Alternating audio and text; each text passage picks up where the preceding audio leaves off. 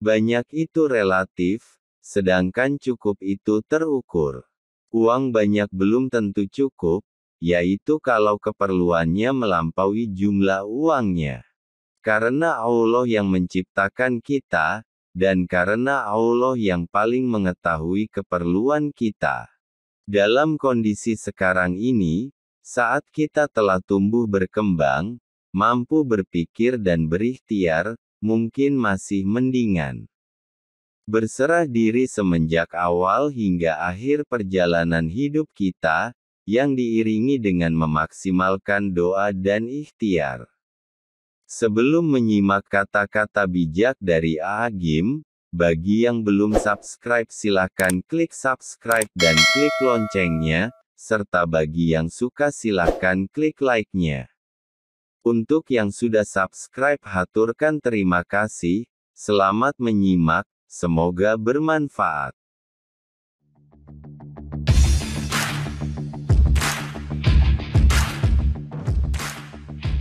Alhamdulillah. Semoga Allah yang Maha Mencukupi, senantiasa memberikan taufik dan hidayah kepada kita agar kita menjadi hamba yang tawakal, berserah diri kepadanya. Sholawat dan salam semoga selalu terlimpah kepada baginda Nabi Muhammad Shallallahu Alaihi Wasallam.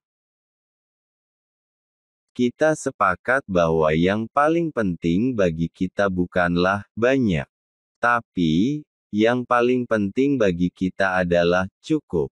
Banyak itu relatif, sedangkan cukup itu terukur. Uang banyak belum tentu cukup, yaitu kalau keperluannya melampaui jumlah uangnya. Jika kita mendengar uang sejumlah 5 miliar, maka mungkin kita akan menyebutnya banyak.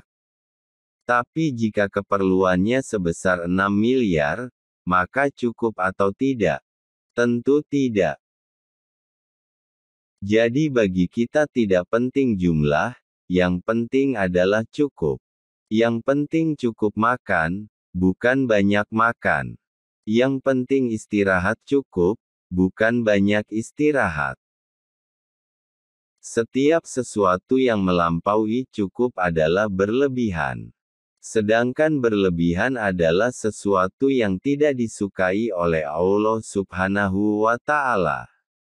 Orang yang berlebihan itu saudaranya Syaitan. Jadi, kita tidak boleh tergiur untuk bersikap berlebihan. Allah Subhanahu wa Ta'ala berfirman, dan janganlah kamu sekalian berlebih-lebihan. Sesungguhnya Allah tidak menyukai orang yang berlebih-lebihan. Quran Surat Al-An'am ayat 141. Dalam ayatnya yang lain, Allah Subhanahu wa Ta'ala berfirman, dan janganlah kamu menghambur-hamburkan hartamu secara boros. Sesungguhnya pemboros-pemboros itu adalah saudara-saudara Syaitan. Quran Surat Al-Isra ayat 26 dan 27. Lantas saudaraku, bagaimana agar Allah SWT mencukupi kebutuhan kita? Jawabannya adalah dengan bertawakal. Allah Subhanahu wa Ta'ala berfirman, dan barang siapa yang bertawakal kepada Allah, niscaya Allah akan mencukupkan keperluannya. Quran Surat At-Tolak ayat 3. Mengapa kita harus tawakal kepada Allah Subhanahu wa Ta'ala? Karena Allah yang menciptakan kita, dan karena Allah yang paling mengetahui keperluan kita. Kemudian, keperluan yang ada pada diri kita pun, itu adalah ciptaan Allah Subhanahu wa Ta'ala. Kita tidak paham keperluan kita yang sebenarnya, karena tubuh ini bukan ciptaan kita. Kita tidak paham kebutuhan nutrisi harian kita sebenarnya seperti apa. Ahli kesehatan pun hanya memahami secara terbatas saja, tidak sempurna. Tubuh kita ini diperkirakan terdiri dari 100-an triliun sel. Seluruhnya memiliki kebutuhan, dan kita tidak mengerti apa dan bagaimana caranya memenuhi kebutuhan itu. Akan tetapi, belasan, puluhan tahun kita hidup, tanpa kita sadari semua kebutuhan itu ternyata cukup. Sungguh tidak terbayangkan kalau kita tahu seluruh kebutuhannya dan kita harus mencukupinya, betapa berat sekali hidup ini. Dalam kondisi sekarang ini, saat kita telah tumbuh berkembang, mampu berpikir dan berikhtiar, mungkin masih mendingan. Coba jikalau kita pikirkan saat kita masih berupa janin di dalam rahim ibu kita.